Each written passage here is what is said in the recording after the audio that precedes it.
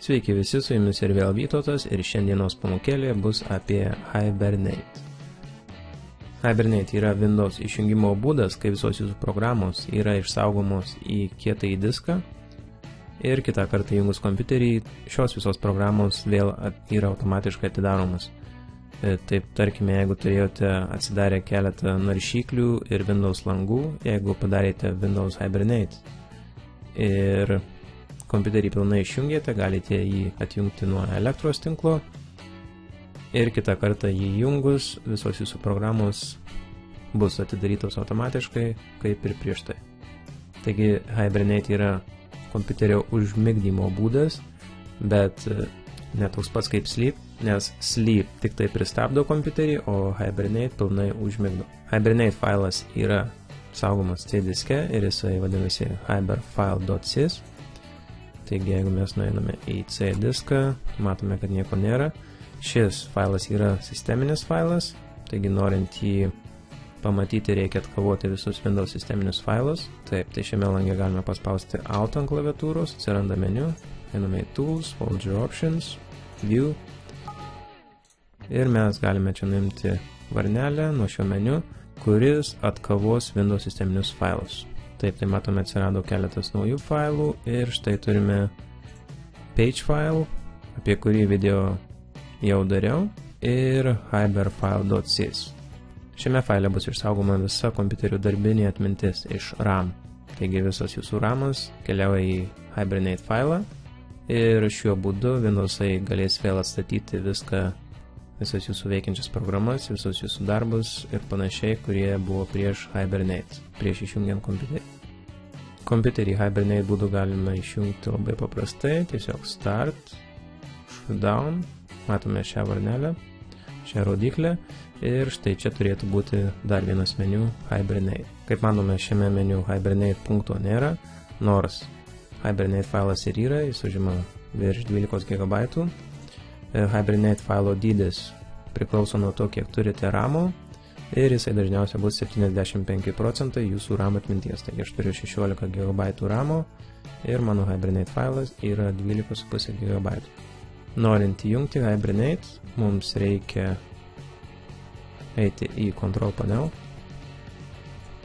Šį meniu pasikeičiame į Small Icons ir tada susirandame Power Options. Ir dabar mūsų plane, matome, mano planas yra High Performance, spaudžiame Change Plan Settings, tada Change Advanced Power Settings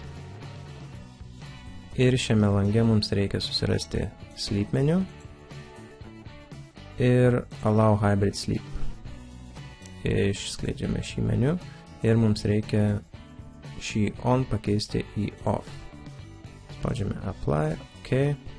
Ir dabar Hibernate turėtų būti pilnai įjungtas. Taigi, štai matome, atsirado Hibernate ir aš dabar galiu užmigdyti savo kompiuterį, pilnai jį išjungiant ir įjungus į kitą kartą, visos mano programos bus jau atidarytos.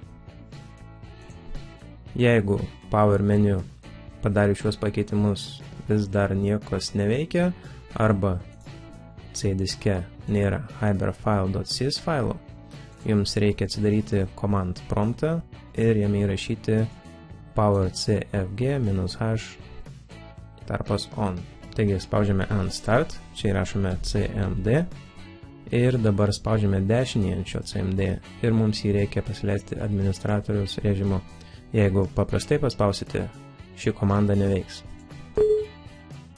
Taigi, šiame lange tiesiog įrašome power cfg tarpas -h ir on, kad įjungti, arba off, kad išjungti Hibernate, arba galime taip pat pakeisti Hibernate failo dydį. Taigi, mano manimu, pas mane 12,5 GB Hibernate failas yra tikrai per didelis ir aš jį galiu sumažinti įrašęs power cfg -h tarpas -size ir dabar procentais, kiek mes norime, kad jisai būtų. Procentais nuo jūsų RAM. Taigi, jeigu pas mane yra 16 GB RAM ir jeigu aš įrašysiu 50, tai Hibernate failas turėtų būti 8 GB. Numatytas Hibernate failo dydis yra 75% ir jisai negali būti mažiau negu 50%. Tai matome 12,5 GB ir pabandykime pakeisti, šiek tiek sumažinti šį failą.